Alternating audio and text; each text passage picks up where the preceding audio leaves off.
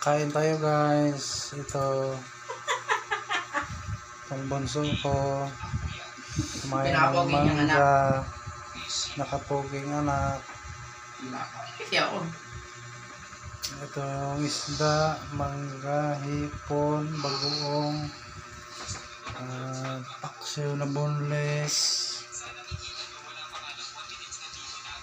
Ito yung bunso ko, nagtanay-kain ng mangga.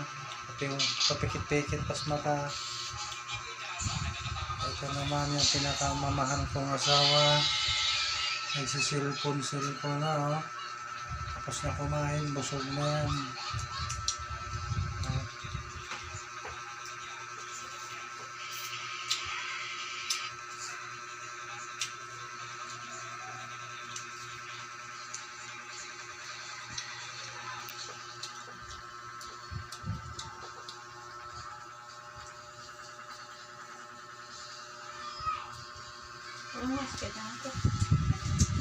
Hindi, pakipunin mo na yan.